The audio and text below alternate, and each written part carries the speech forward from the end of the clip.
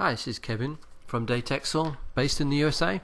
I'd like to give you a short presentation today on the Modbus Data Logger, the DAT9011 USB. As you can see, it has a thumb drive, USB thumb drive plugged into the front and a USB socket. This is for storing the information. With the DAT9011 USB, you can store Modbus registers. You can also store information coming in on the analog digital ports. On the front it also has LEDs, power supply indication, communication indication. On the side is an Ethernet RJ45 cable, which you would normally connect through to a laptop or PC. I always prefer to set up the instrument with a laptop directly or a PC using a crossover cable. Very important. If you're going direct from the RJ45 to a laptop, you must use a crossover cable. If you want to go through a hub, then the normal Cat5 cable is fine. Also, to be careful, you need to have the IP address range the same as the DAT9011 and laptop, and also it's best to remove any firewalls to stop the communication. On the side of the panel here is the RS485 communication, Modbus Slave, port 0, port 1, which is Modbus Master. Then here we have analog inputs, which can be thermocouple, millivolts, milliamps, RTDs, potentiometer.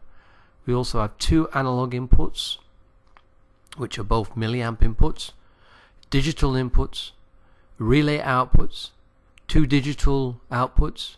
This is where the power supply goes. Sorry, that's not the power supply, that's the analog outputs, 4 to 20 milliamp analog outputs, and here is the power supply. To set the instrument up, you need to download the firmware from Datexel.com website. This firmware is free of charge and can be found on the download section. Just double click here on the software, DAT9000 software development, double click, save, and run the program. And as you can see here, we have it set up as a shortcut on our screen. Double click that. We then can just set this up to give a better picture on the screen. Move the register table. This is the register table of all the instruments connected. So first of all, we go and search. We search, immediately find the instrument. We set that up as a controller. We can also search here to see if there's anything else connected. I have a DAT9550 remote Modbus display connected, and it's on address 2. The DAT901 is on address 10. I don't need to search anymore because I know that's what it is. So we're going to set up the controller. The controller is a DAT901 USB. Latest firmware, yep. And then I'm going to configure. First of all, I'm going to configure the analog input on the DAT901 USB to be an RTD. I have actually connected up a PT100 RTD to the input on the DAT901 USB. So now we can go ahead and we can start a project, a new project, and it comes up with the first function block. My first function block I'm going to do is, well, the whole function blocks are going to be used to set up the input of the RTD, which is in degrees C, to convert to degrees Fahrenheit. Fairly simple project. So first of all, I modify the first function block. I have to name this function block as start, which I'll tell you the reason for later on. It's going to be a maths function, and we're going to take maths, we're going to divide, register 26 by a constant of 10, and we're going to put the result, which will be a float, and we're going to put it into 35. We click OK. We add another function block. This function block is really just a flow function block where I'm just going to go to the start. So basically it's just going to run through these two functions at the moment. And let's do that. Project, save as, we'll save it as demo, save, yep. So we're saving it as a demo. We then run stop the debugging, download the software. So what we've saved, we're now going to download. We're going to put this information into the DAT911 USB, and then when it stopped downloading, we run. Now it's actually in the EEPROM. So, and on the front face of the DAT901 is the yellow light flashing. So once what we'll do is we'll stop it. The yellow light will stop on the screen, and then I can do refresh on here, and if we look at function block 26, we see it reads 265. Put my fingers onto the RTD, we'll see that it increasing. Okay, it's now been put into 35, and that is a float, so I need to change that to a float to read it, and we can see now it's 30.3 degrees C, 33, and so on. So that's now into degrees C with a decimal point. I'll now add two function blocks. The first function block will be a multiplication, so it's maths multiply 35, which is a float.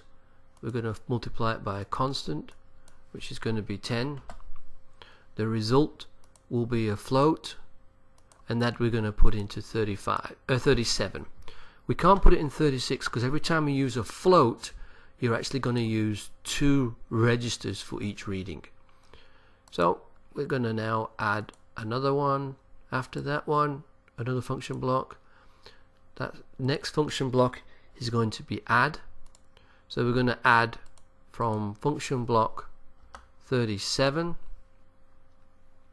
which is a float.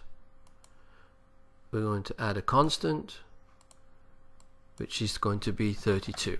This will now give us a result as a float in register 39, and that's going to be actually in degrees Fahrenheit now. So we go project, save as demo, save, replace. Now stop the software, download the firmware, and again this is now going into the DAT9011 USB. Actually, so if you turn the power on and off on the DAT911, it's now embedded in the EEPROM, so you could actually run it and put it into a plant if needed to be.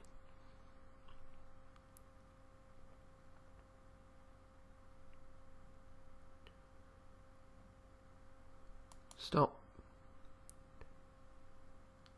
and now we can run here. You see these are still integers. We need to change this to a float, and this one to a float. Click OK, and if we now, for some reason, there we go, and as you can see there is an error. So what did I do?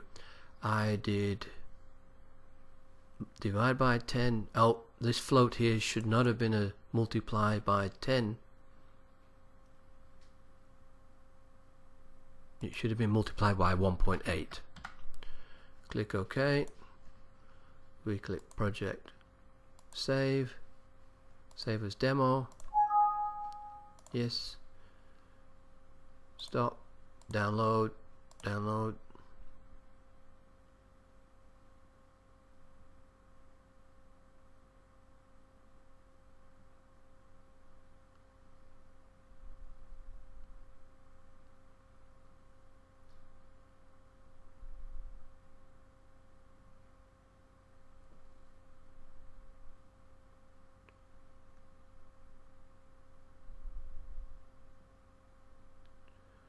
Once it stopped downloading, we put it into release and we run, and now we can see that it's reading correct again. So it starts off with 331 divided by 10 to give us 33.1 degrees C. Refresh, change it there, and actually into degrees Fahrenheit, and there we go. I'll now finish the project now, and I will do a short presentation shortly on scheduling. Thank you very much. Bye bye.